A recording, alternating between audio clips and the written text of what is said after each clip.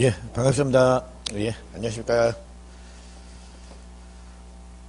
자, 오늘은 어디를 좀 보시냐라고 하면, 지난 시간에 저당권을 하시다가 조금 아직 뒷부분이 좀 남았습니다. 그래서 제가 한두 개 정도만 좀 보충을 하고, 그 저당권을 뒤에 나오는 뭐 공동저당, 근저당 부분은 이번 순간에는 제가 생략을 하겠습니다. 그래서 특히 공동저당의 경우에는 시험 잘 안 나옵니다. 근데 우리 교재 보시게 되면 복잡하게 많은데 그런 것들 신경 쓸 필요 없습니다. 예. 그래서 저당권 간단하게 조금 보시는데, 우리 교재 258페이지입니다. 예, 그거 보시게 되면 이제 제3취득자의 지위라는 그 제목이 하나 나오는데요. 요건 어떤 내용이냐 그러면, 자, 우리가 이제 저당권을 설정을 했습니다. 그래서 이제 돈 빌리네 갑, 야가 이제 자기 집에다가 저당권을 설정을 해놨다라는 겁니다.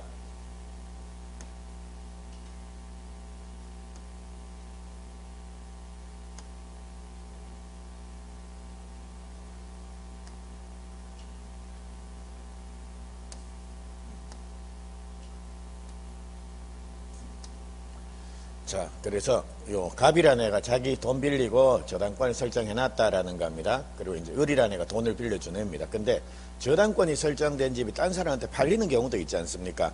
그러면 자, 이제 병이라는 사람이 저당권이 설정된 집을 샀다라는 겁니다. 그러면 저당권이 설정된 집의 주인이 바뀌게 되면 저당권 없어집니까? 따라 붙어 넘어가는 겁니까? 따라 붙어 넘어가야 되겠죠. 만약 없어진다라고 하면 갑은 은행 가서 대출 받자 말자 바로 팔아먹어 버릴 거 아닙니까? 은행 다 망합니다. 그래서 이처럼 저당권은 주인이 누가 되든지 간에 쫓아갈 수 있는 성질일, 그거를 추급력 내지 추구표라고 요래 부른다라는 겁니다. 그래서 어쨌거나 이제 병이라는 애가 이걸 취득을 했다라는 겁니다.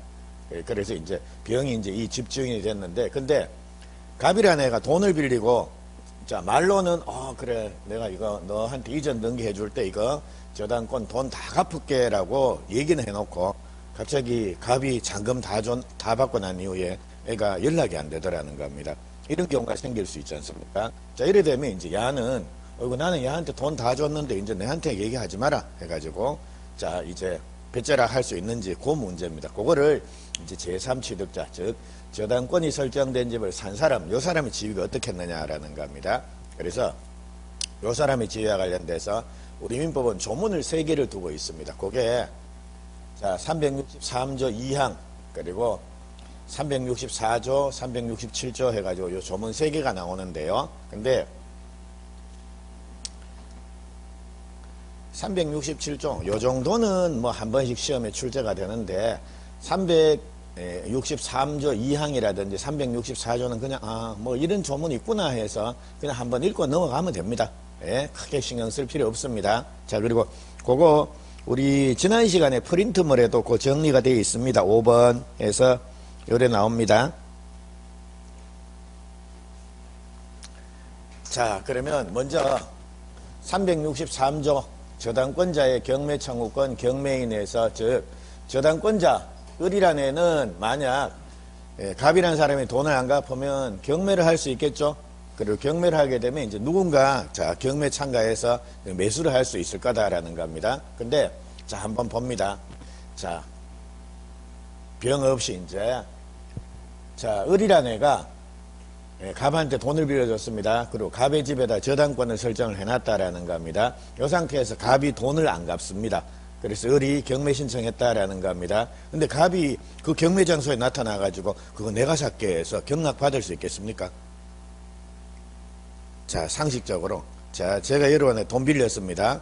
그러니까, 근데 돈을 줘야 될 시점에 제가 배째라 이래 된 겁니다. 아이고, 모르겠다 해가지고. 나 돈 없다 이래 된 겁니다. 그러니까 여러분들이 빌려준 돈을 회수하기 위해서 제 집을 경매 신청했다라는 겁니다. 근데 경매하는 장소에 제가 실려가지고 그거 내가 살게요 해서 살 수 있습니까? 없습니까? 나쁜 놈이죠. 그 돈이 있으면 경매 참가해줘. 그거 그 경락받을 돈이 있으면 돈을 갚을 생각을 해야지. 그래서 원칙적으로 채무자는 나중에 이제 중개사법에 배우실 겁니다. 채무자는 경매 참가할 수가 없다라는 겁니다. 근데 이 사람입니다. 제3취득자. 야가 설정하고 예, 저당권이 설정된 집을 산 사람, 이 사람은 자기가 돈 빌린 게 아니지 않습니까? 그래서 이 사람은 자기 집이 경매에 넘어가면 이 사람도 경매에 참가할 수가 있습니까? 없습니까? 있다라는 겁니다. 그래서 그거 그냥 그냥 상식적인 요런 조문이 하나 있습니다. 그거 보시면 되고요. 그 다음에 이번에는 병이라는 사람도 그냥 을한테 돈 갚고 자기 부동산에 있는 저당권을 소멸시킬 수도 있다라는 겁니다. 요게 요겁니다. 제3취득자의 변제권 해가지고 저당 부동산에 대해서 소유권이나 지상권이나 전세권을 취득한 제3자, 야가 바로 제3취득자라는 겁니다. 얘는 저당권자한테 그 부동산으로 담보된 채권을 변제하고 저당권의 소멸을 청구할 수가 있다라는 이런 조문이 나옵니다. 그래서 자 지금 요 사람은 얘한테 돈 갖고 자기 부동산에 있는 저당권을 뭡니까? 소멸시킬 수가 있는 겁니다. 당연한 얘기 아닙니까? 네, 당연한 얘기 같은데 우리 시험 범위는 아닌데요. 시험 범위는 아닌데 요거는 조금 제3자 변제라고 하는 게 있습니다. 그러니까 여러분이 은행 가가지고 대출을 1,000만 원 받았다라는 겁니다. 자, 그 상태에서, 자, 여러분이 돈을 안 갚는다라는 겁니다. 그럼 제가 은행 가가지고, 이분 돈 1,000만 원 빌린 거 있는데, 그거 내가 대신 갚아줄게 해서 갚아줄 수 있습니까? 없습니까? 제가 갚아줄 수 있겠죠? 그게 제3자 변제입니다. 근데 제3자 변제는 채무자의 승낙이 있어야 되는 게 원칙입니다. 왜냐하면, 자, 제가 대신 갚아주고 이분한테 가가지고 뭡니까? 대신 갚아줬으니까 신장 하나 얼마, 콩팥 하나 얼마 해가지고 이렇게 그거 소위 말해 속에 있는 장기 빼내가려고 그 짓을 할 수도 있지 않습니까?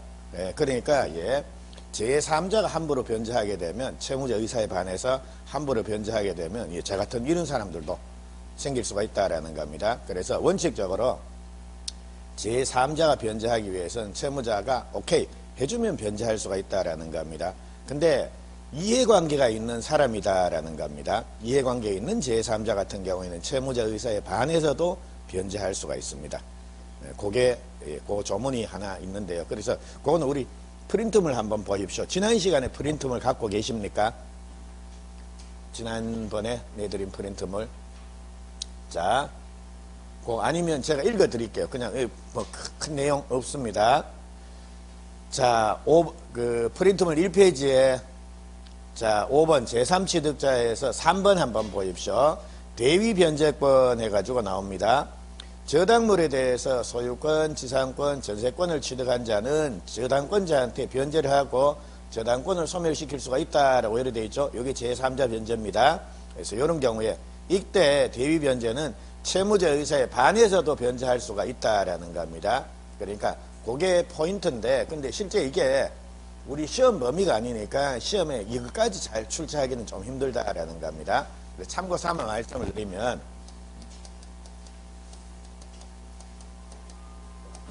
자, 제3자가 변제하는 거 이것도 가능은 하다라는 겁니다. 근데 언제든지 가능한 게 아니라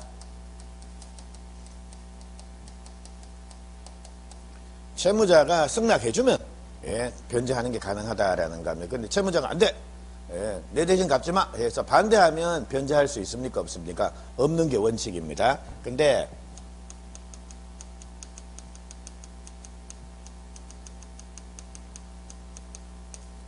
자, 이해관계에 있는 제3자 같은 경우에는 야는 채무자 반에서도 이거는 변제할, 채무자가 반대하더라도 그러니까 변제할 수가 있다라는 겁니다. 그래서 요 사람도 그냥 제3자입니까? 이해관계에 있는 제3자입니까? 이해관계에 있는 제3자에 해당이 되는 겁니다. 자기 집이 막 날아가는데요, 경매에. 그래서 요 사람은 채무자 야 의사에 반해서도 변제할 수가 있다라는 이런 조문이 하나 나오고 있습니다. 요거 그냥 보시면 되고요. 자, 이제 제3취득자 관련돼서 제일 중요한 조문, 제3취득자의 비용 상환 청구권에서 요래 나오는데 요게 제일 중요합니다. 자, 그러면 우리 일단 이거 들어가기 전에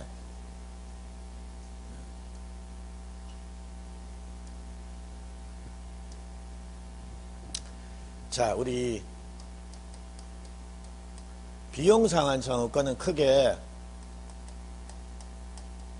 필요비 상환 청구권이라는 게 있고 유익비 상환 청구권이라는 게 있다. 그리고 유익비가 이게 복잡했죠. 유익비의 경우에는 자, 가액 증가가 현존하는 경우에 한해서 지출액 또는 증가액 이거를 받을 수가 있는데, 지출액 또는 증가액 중에 이거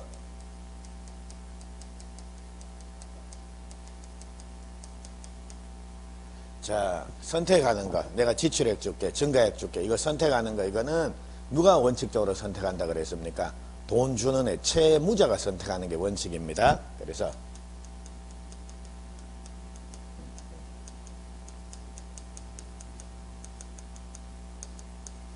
돈 줘야 될 사람 채무자가 선택하는 게 원칙이다라는 겁니다. 이게 특징인데, 그럼 한번 보십시오. 자, 이 사람이 저당권이 설정된 갑의 집을 샀다라는 겁니다.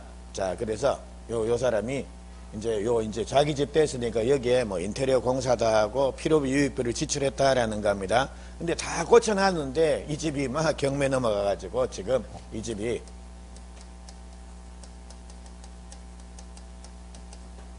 A한테 팔려버렸다라는 겁니다. 이래저면 이 사람은 이제 짐 빼고 나와야 되는 겁니다. 대신 얘는 야, 내 인테리어 공사한 거 그 3천만 원 들어갔다. 이거는 줘야 된다. 해가지고 돈을 받을 수가 있다라는 겁니다. 근데 이 돈은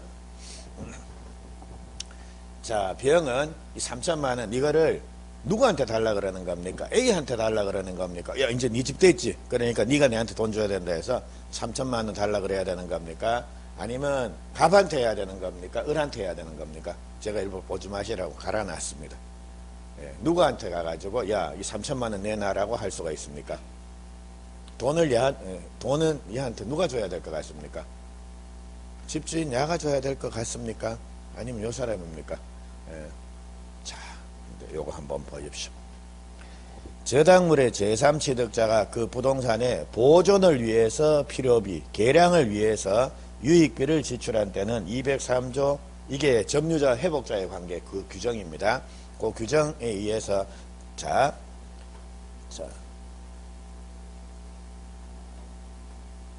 어디서 돈을 준다라는 겁니까? A가 주는 거 아닙니다. 갑이 주는 것도 아닙니다. 은행이 주는 것도 아닙니다. 경매 대금에서 뭡니까? 제일 먼저 줍니다. 그래 나중에 그러니까 우리 중개사법 가셔가지고 경매 부분 이렇게 보시게 되면 일단 우리 왜 저당권 실행 비용, 즉 경매 비용 그거 뺍니다. 그거 그리 제일 먼저 공제하고 그 다음 공제하는 게 이겁니다. 제3취득자의 비용 상한 청구권, 니 3천만 원 있네 해가지고 이 돈부터 제일 먼저 줍니다. 그래서 요거를 그러니까 367조는 바꿀 내용이 요 내용입니다. 그래서 제3취득자가 필요비 유익비를 지출한 경우에는 자 경락인에 대해서 자 비용 상한 청구를 할 수 있다 없다. 경락인이 아니라 뭡니까? 경매 대금에서 제일 먼저 줍니다. 그리고 여기 또 다른 지문으로 요거 제3취득자가 경매 목적물에 대해서 필요비 내지 유익비를 지출한 경우에는 저당권 설정자에 대해서 비용 상한 청구를 할 수 있다 없다. 됐죠? 그래서 요거 하나만 유의해서 좀 봐놓으시기 바랍니다. 자, 그거 됐고요. 그리고 자, 우리 온 김에 프린트물 하나만 더 확인할게요. 6번입니다. 제일 마지막에 저당권 침해에 대한 구제 수단 해가지고 요래 나오는데 우리 교재는 259페이지입니다. 많이 나오는데 그거 다 보실 필요 없습니다. 그러니까 이거는 우리 시험 범위 내에서는 나오는 내용이 딱 동그라미 1번 그것만 나왔습니다. 자, 우리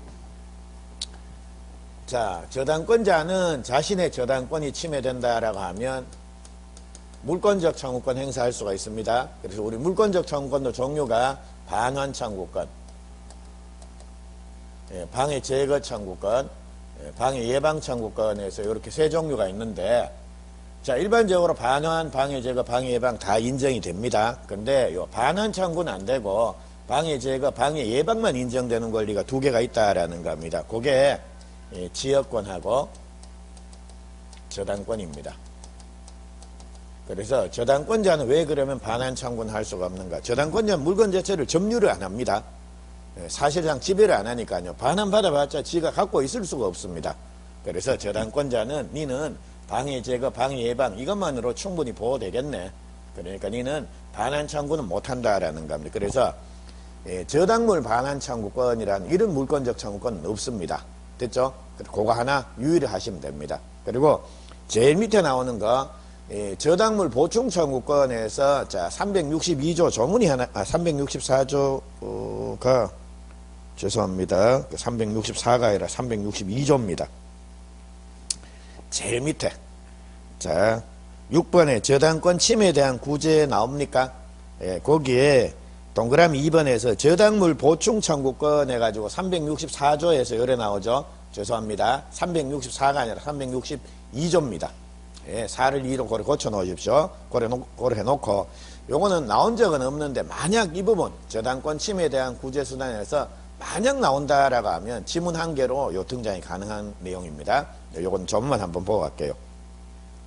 저당권 설정자의 책임 있는 사유로 인하여 즉 집주인의 책임 있는 사유로 인해서 저당물의 가액이 현저하게 감소된 때는 저당권자는 저당권 설정자한테 대해서 원상회복을 시키든지 아니면 상당한 담보의 제공을 청구할 수가 있다라고 되어 있죠. 그러니까 요 집이 예를 들자면 얘가 저당권을 설정할 당시에는 담보가치가 한 5억쯤 됐다라는 겁니다. 근데 야가 부주의하게 뭐 이거를 뭐 불을 낸다든지 하여튼 담보가치를 확 떨어뜨리는 겁니다. 그래서 떨어뜨려 갖고 이게 뭐 담보가치가 한 1억 정도밖에 안 된다. 근데 야가 한 3억 좀 빌려줬다. 이런 경우에 저당권자는 저당권 설정자한테 뭐 할 수가 있다라는 겁니까? 원상복구 해놔라. 나는 이게 가치가 한 5억쯤 될 줄 알고 내가 3억씩이나 빌려줬는데 너가 헛짓하는 바람에 이게 1억으로 담보가 촥 떨어졌으니까 원상복구를 하든지 아니면 다른 담보를 하나 더 제공을 해주든지 이래가지고 요거 뭐 한 3억짜리쯤 해가지고 한 2억짜리쯤 해가지고 요래갖고 내 3억 요걸 담보하든지 해가지고 요래 해놔라는 겁니다. 요게 담보물 보충 청구권이라고 하는 조문입니다. 됐죠? 그래서 요 정도만 한번 보십시오. 그리고 그 뭐 손해배상 청구권이니 즉시 변제 청구권이 이런 것들이 나오는데 그거 우리 시험 범위 아니니까 그냥 넘어가도 관계 없습니다. 예. 자, 그래서 저당권은 우선은 요까지만 요 정도만 제가 정리를 하겠습니다. 저당권 요래 하시고요. 자, 오늘 본격적으로 보실 내용이 이제 계약법인데, 자, 계약법은 죄송하지만 제가 요 계약법은 프린트물로 하겠습니다. 프린트물 보시면서 제가 옆에 몇 페이지 우리 교재 몇 페이지 요래 말씀을 드릴 테니까 그거 지금 혹시 미진한 부분 그러니까 듣고 이해가 잘 안 되는 부분이 있으면 그거 참조하십시오. 그리고 그 계약법은 지난 시간에 내드린 거 2페이지에 나옵니다. 거기서부터입니다.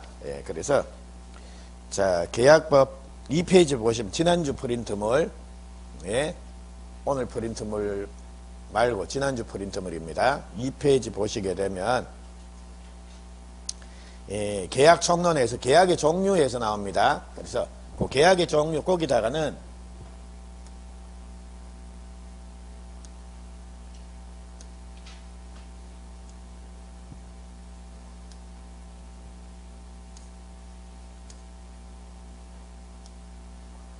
자, 계약 1번의 계약의 종류 거기다가는 우리 교재 페이지가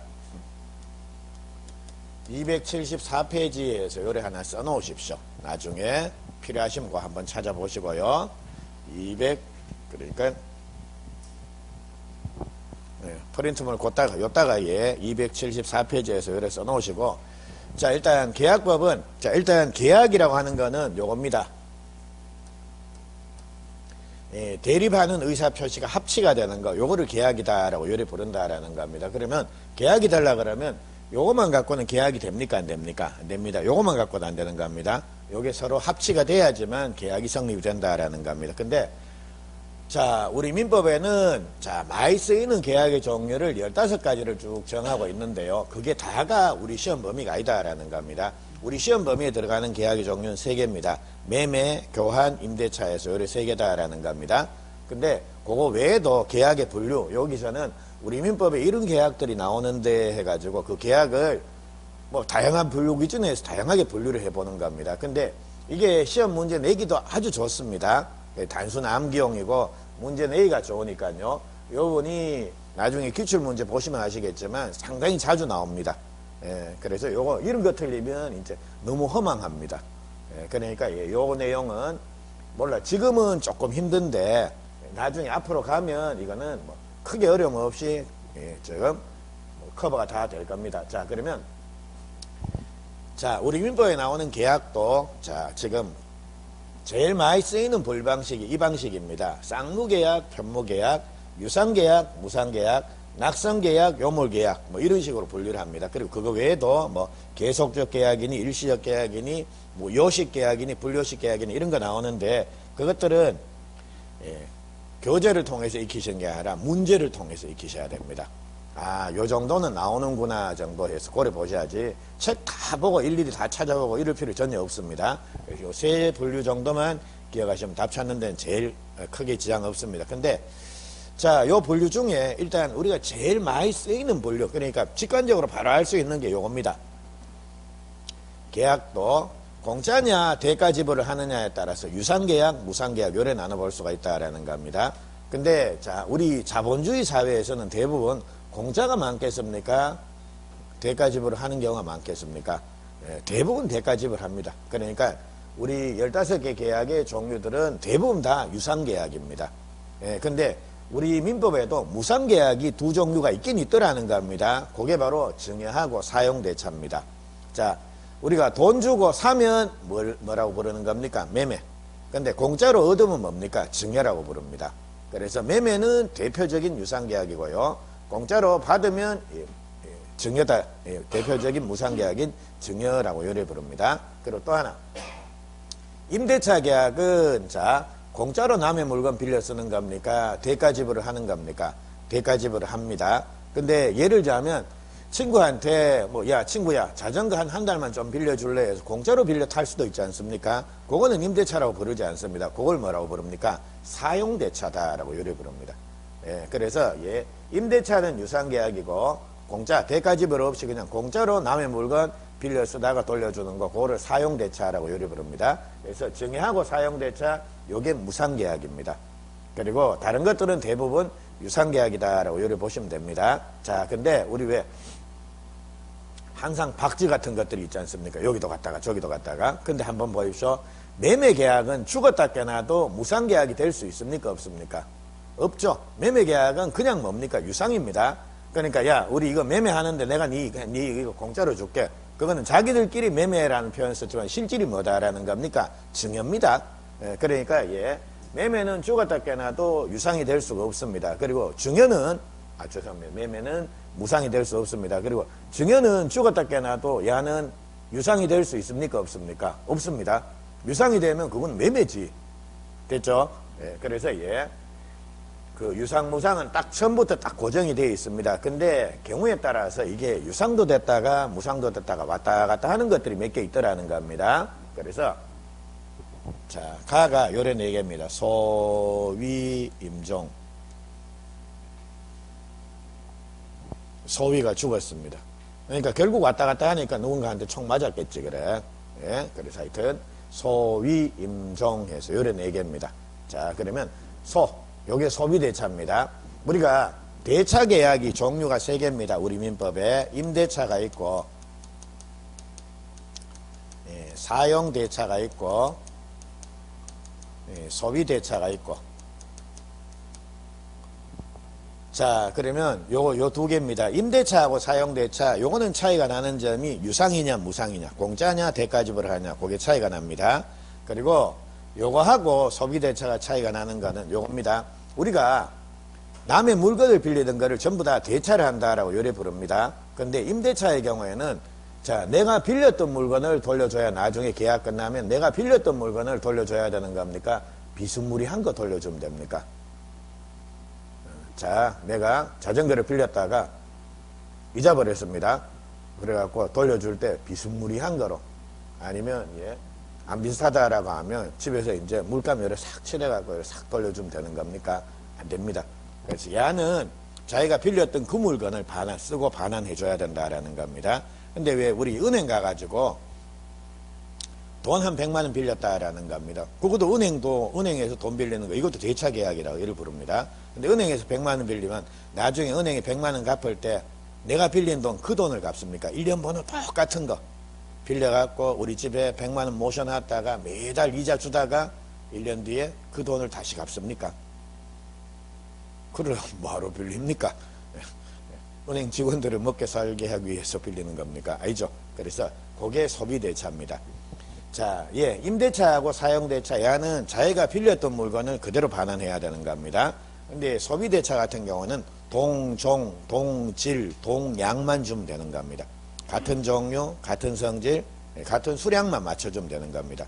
그래서 예를 들자면 제가 은행 가서 돈을 1,000만 원 빌렸다. 수표 한 장을 가지고 갚을 수도 있습니까? 없습니까? 되죠? 10,000원짜리로 갚아도 되고 100원짜리로 1,000만 원 만들어서 갚아도 됩니까? 안 됩니까? 됩니다. 물론 힘은 들겠지만 됐죠? 그게 소비대차다라는 겁니다. 근데 옛날에는 소비대차의 종류가 옛날에는 뭐 쌀도 빌리고 뭐 그랬지 않습니까? 그래서 그런데 지금은 쌀 빌리는 사람 없지 않습니까? 그래서 지금은 대부분 빌리는 게 뭡니까? 돈입니다. 그래서 지금은 대부분 다 소비대차는 금전 소비대차입니다. 그래서 예, 소비대차를 그냥 금전 소비대차에서 이래 부르기도 합니다. 예. 자, 요 정도 차이가 보시면 되고요. 그리고 자, 이제 소비대차입니다. 소비대차는 자, 이자부 소비대차입니다. 제가 은행 가가지고 돈을 1,000만 원 빌리면서 연 12%를 주기로 했다라는 겁니다. 그럼 한 달에 1%씩 뭡니까? 이자를 꼬박꼬박 줘야 되지 않습니까? 이래 되면 요거는 유상이 되는 겁니다. 근데 돈 빌리던데 이자 없이 빌릴 수도 있습니까? 없습니까? 친구한테 야 100만 원만 좀 빌려주라. 그리고 친구 이자는 그러면 야 그럼 넌 친구도 아니야 해가지고 욕 한번 하고 뺐듯이 그냥 뺏어오지 않습니까? 예, 그래서 예, 무이자부 소비대차 이거는 무상계약입니다. 그래 왔다 갔다 할 수 있다. 그리고 위임은 사무처리, 타인의 사무를 대신 처리해 주는 것을 위임을 한다라고 요리 부릅니다. 근데 위임도 공짜로 처리해 주면 뭡니까? 유상위임, 무상위임이 되는 거고 돈 받으면 뭡니까? 유상위임이 되는 겁니다. 그리고 왜 우리 타인의 사무를 우리 똑같은 공인중개사도 타인의 그 사무를 대신 처리해 주는 사람들 아닙니까? 그러니까 우리 중개계약도 위임 비슷한 계약입니다. 반드시 똑같지는 않지만 그래서 대부분의 왜 전문적인 지식이라든지 이런 거 판 사람들 있지 않습니까? 세무사나 법무사나 변호사나 야들이 고객들하고 맺는 계약이 대부분 다 뭐다라는 겁니까? 위임계약, 유상위임이 원칙이다라는 겁니다. 됐죠? 그래서 위임, 요것도 자 유상위임도 있고 무상위임도 있고 왔다 갔다 할 수가 있다라는 거. 그리고 임치, 물건 맡겨놓는 걸 임치를 한다라고 요래 부릅니다. 그래서 물건 맡아주고 돈 받으면 유상임치가 되는 거고요. 공짜로 맡아주면 뭡니까? 무상임치가 되는 겁니다. 얘도 왔다 갔다 한다. 종신정기금 말 그대로 종신토록 정기적으로 일정한 돈 주겠다. 연금입니다. 연금. 예, 그래서 요건데 자, 종신정기금은 우리가 왜 은행이나 이런 데 파는 연금 상품들 있지 않습니까? 이거는 내가 돈을 집어넣고 은행이 그걸 운용해서 이자 붙여갖고 일정 기간 동안 주지 않습니까? 그러니까 그거는 유상이 되는데 저도 아직 확실히 그걸 안 받아와서 잘은 모르겠는데 노령연금이라고 하는 거 있지 않습니까? 나이가 일정한 이상이 되고 그리고 뭐 하여튼 뭐 생활 수준 자체가 뭐 일정한 그 뭐 미만이 된다라고 하면 이런 경우 요건이 충족이 되면 그냥 국가가 공짜로 그냥 죽을 때까지 주지 않습니까? 예, 그래 그게 무상입니다. 무상인 종신정기금이고요. 그리고 국민연금 같은 경우에는 어떻습니까? 내 돈 반 붓고 국가 반 보태고 해가지고 일정 나이 되면 죽을 때까지 주지 않습니까? 그러니까 국민연금 같은 경우에는 유상인 요소, 무상인 요소가 섞여 있다라고 이렇게 보시면 되겠습니다. 됐죠? 그래서 이렇게 소위 임종, 야는 왔다 갔다 할 수 있다라는 거. 됐습니까? 여기까지. 자, 그리고 요번에는 요거 봅니다. 쌍무계약, 편무계약인데 이 말 그대로 쌍무는 자 계약의 쌍방 모두 의무를 부담하는 계약, 그게 쌍무. 편무는 한쪽만 의무 부담하는 계약, 그게 편무입니다. 예, 그러면 자 요거는 여기서 한번 볼게요.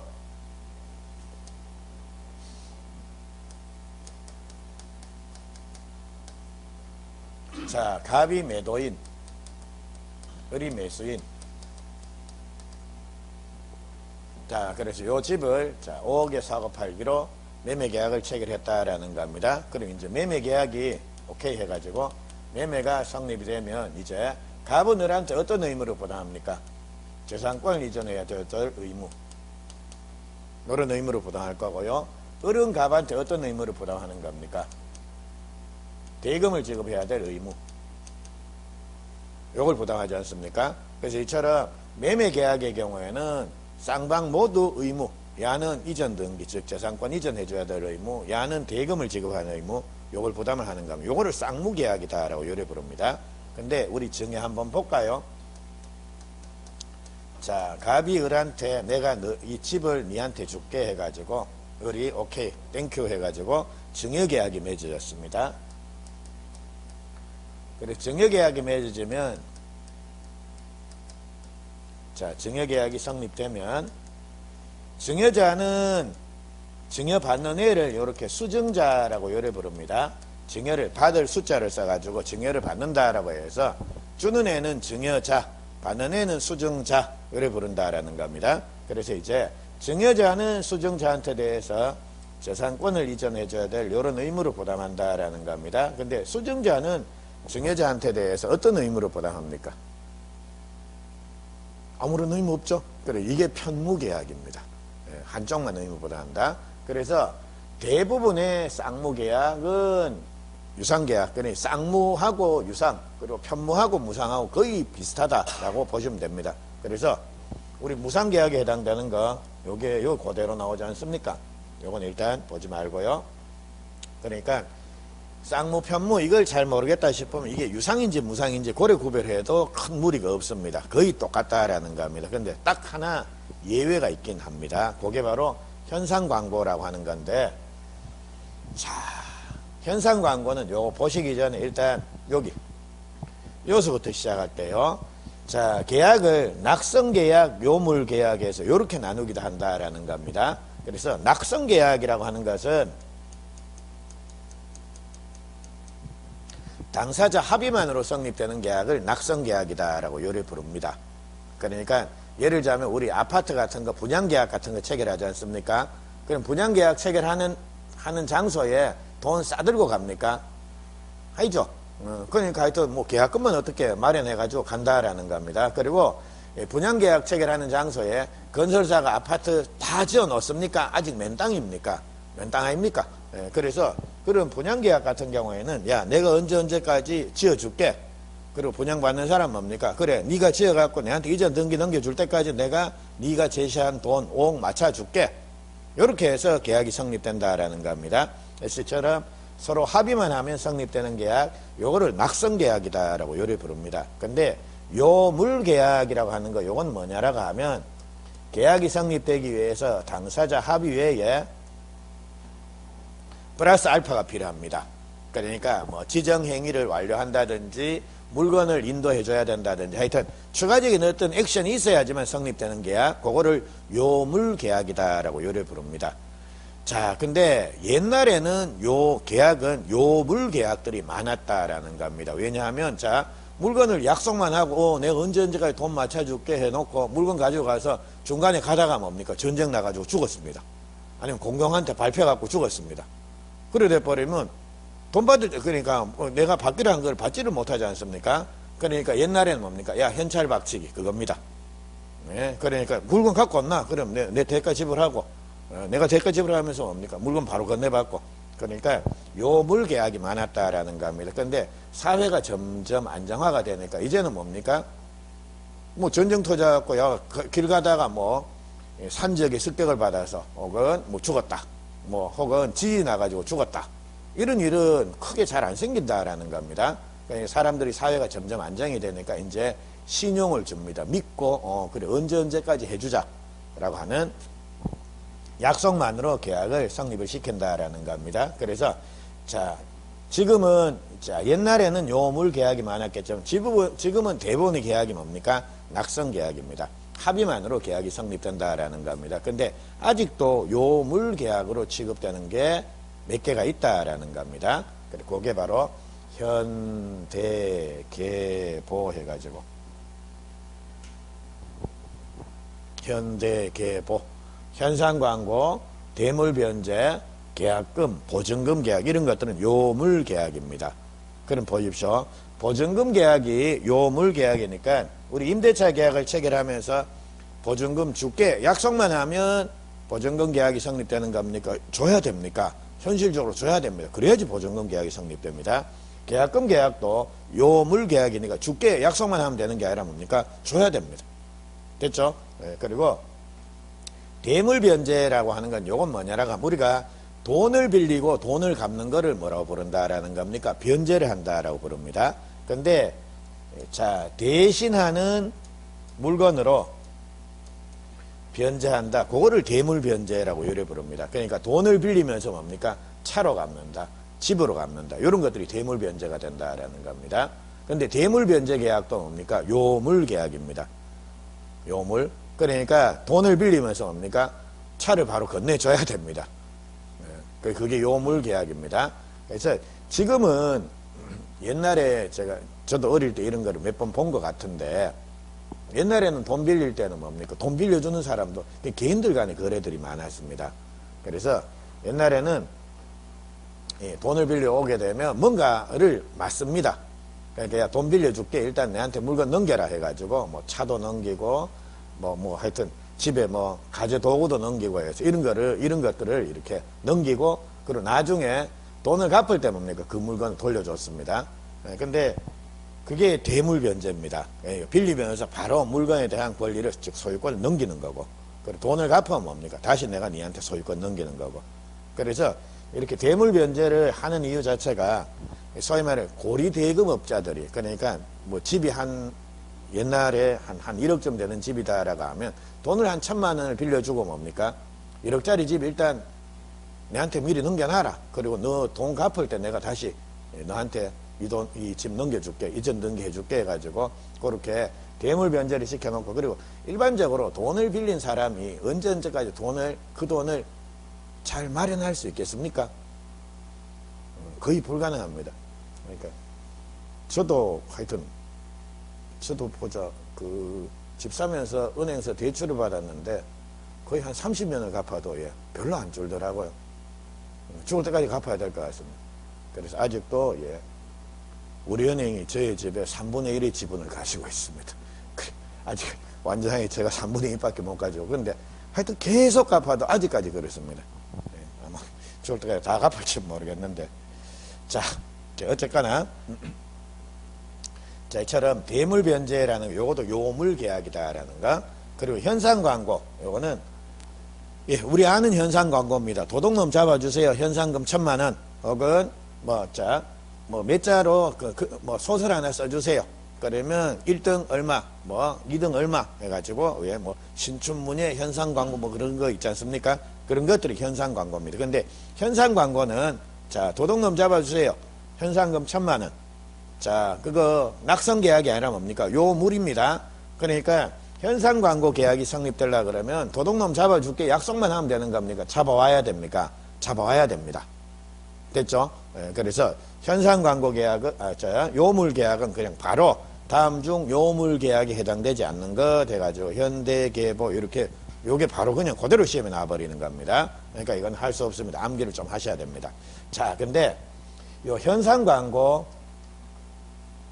자, 요게 좀 재미있는 애인데요. 현상 광고가. 자.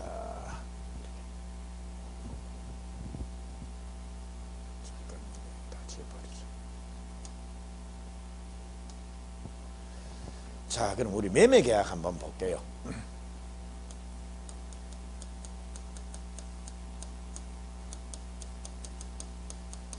자, 갑을 사이에 매매 계약이 성립됐다라는 겁니다. 그럼 매매 계약은 유상 계약입니까? 무상 계약입니까? 유상. 그러니까 유상 계약이고 매매 계약은 쌍무입니까? 편무입니까? 쌍무. 그러니까 유상이 쌍무입니다. 그냥 무상이 편무고 여러 생각에 관계 없습니다. 자, 그럼 진짜인지 아닌지 한번 보자라는 겁니다. 이렇게 해서 매매 계약이 성립되면 이제 갑은 을한테 대해서 재산권을 이전해줘야 될 이런 의무를 부담하고요. 을은 갑한테 대해서 대금을 지급해야 될 의무. 이런 의무. 쌍방 모두 의무 부담하니까 이거 쌍무 계약이네. 이래 되는 겁니다. 근데 현상 광고 한번 볼까요? 자, 광고자. 자, 갑이 광고를 합니다. 도둑놈 한 마리 잡아주세요. 그러면 현상금 1,000만 원. 이래 된 겁니다. 그래서 을이라는 애가 이제 여기 응모를 합니다. 오케이. 내가 잡아줄게. 그러면 현상 광고 계약이 이렇게 성립이 된다라는 겁니다. 근데 자, 일단 현상 광고는 이거 유상계약입니까? 무상계약입니까? 도둑놈 잡아주세요. 공짜로입니까? 현상금 줄 테니까 아닙니까? 현상금 줄 테니까. 공짜 아니네요. 그럼 뭡니까? 현상 광고는 유상계약이다라는 겁니다. 그럼 유상계약이면 대충 쌍무게 씁니까? 편무게 씁니까? 쌍무가 돼야 될 거 아닙니까? 근데 한번 보죠. 현상 광고 계약이 즉 야가 현상금 1,000만 원 그리고 야가 뭡니까? 오케이 해가지고 자 계약이 성립되려고 하면 야는 오케이 자 합의만 하면 되는 겁니까? 잡아와야 됩니까? 잡아와야 됩니다. 도둑놈 잡아왔다라는 겁니다. 그래서 이제 현상 광고 계약이 요래 성립이 됐다라는 겁니다. 그럼 현상 광고 계약이 성립되면 이제 광고자는 응모자한테 대해서 현상금을 지급해야 될 의무 요걸 부담한다라는 겁니다. 그리고 이제 응모자는 광고자한테 대해서 어떤 의무를 부담합니까? 없죠. 계약이 성립되기 위해서 이미 야는 잡아왔고 도둑놈 잡아와야지만 비로소 계약이 성립되지 않습니까? 그럼 계약이 성립되고 난 이후에는 이 사람의 의무, 현상금 지급해야 될 요 의무가 남지 응모자는 더 이상 야한테 어떤 의무가 있습니까? 없습니까? 없다라는 겁니다. 됐죠? 예. 그래서 현상 광고는 유상계약이다, 무상계약이다. 유상. 현상 광고는 쌍무계약이다, 편무계약이다. 편무계약입니다. 됐죠? 그래서 현상 광고 야는 우리 시험 범위는 아닌데요. 지금 계약의 종류, 분류와 관련돼서는 야가 답으로 억수로 자주 출제가 됩니다. 네? 그래서 왜냐하면 내기가 좋거든요. 그럼 정리 한번 해보죠. 우리 제 프린트물에도 양괄로 2번에 유상 무상에 동그라미 1번에 무상계약 뒤에 보니까 참고해서 현상 광고에서 꼭 굵은 글씨체로 일부러 표시를 해놨습니다. 현상 광고 야 유상입니까? 무상입니까? 유상. 현상 광고 이 쌍무입니까? 편무입니까? 편무. 현상 광고 이거 낙성 계약입니까? 요물 계약입니까? 요물. 자, 현상 광고 이거 요식 계약이냐? 불요식 계약이냐? 요식 방식이 필요한 계약, 정해진 방식이 있는 경우 있는 계약이 요식. 불요식은 방식이 제한이 없는 거. 그리고 우리 나중에 계약 자유의 원칙이란 이런 용어들을 한 번씩 볼 겁니다. 계약은 자유주의, 자유의 원칙이 인정이 되는 겁니다. 그러면 계약의 자유의 원칙상 계약의 방식은 딱 정해진 방식이겠습니까? 지 맘대로겠습니까? 지 맘대로.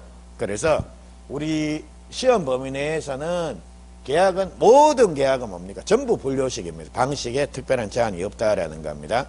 반드시 서면으로 정해진 양식에 따라 계약을 할 필요는 없습니다.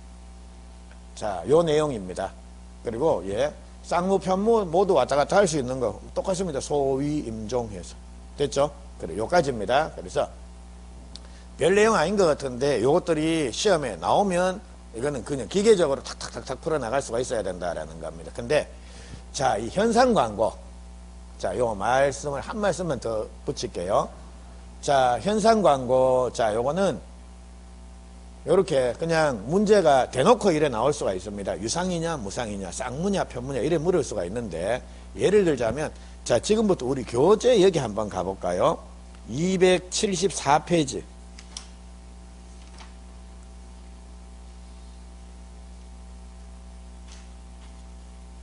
죄송합니다. 275페이지 중간쯤에 중간 바로 밑에 보면 그 그림 하나 나오죠. 쌍무계약과 유상계약의 관계란 말 나옵니까? 그거 그리고 자 뒤에 쌍무계약은 모두 유상계약이나 유상계약이 모두 쌍무계약인 건 아니다란 말이 나오죠. 근데 이게 별것 아닌 내용 같은데요. 그냥 지문 하나만 요래 딸랑 떼놓고 시험장 가서 탁 나오면 순간적으로 헷갈립니다. 잠깐만 이게 뭐지? 그래서 헷갈리는데요. 그래서 그 그림을 잘 그려놨습니다.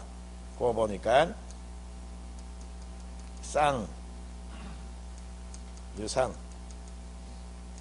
쌍무. 그래서 요거 유상계약은 죄송합니다. 쌍무계약은 언제나 유상계약이다. 이거는 맞는 말입니다. 근데 유상계약이 언제나 쌍무계약이다. 그거는 틀린 말입니다. 왜냐하면 유상계약 중에는 편무계약도 있지 않습니까? 그가 뭡니까? 현상광고. 그래서 현상광고를 이렇게 적나라하게 물어볼 수도 있겠지만요. 요걸 한다는 게 살짝 틀면 요런 표현을 쓸 수도 있습니다. 유상계약은 언제나 쌍무계약이다. 요건 쌍무계약은 언제나 유상계약이다. 이런 식으로 나올 수가 있다라는 겁니다. 그래서 예, 그거 묻는 겁니다. 그래 현상 광고만 정확하게 딱 잡아놓으면 이런 것들은 안 헷갈립니다. 자, 그럼 요까지입니다. 예, 여기까지 보시면 되겠습니다. 요까지 보시고 조금 쉬시고 이제 예. 자, 요약 프린트 2번에 계약의 성립해가지고 이렇게 보시도록 합니다. 그래서 조금만 쉬고 가시죠.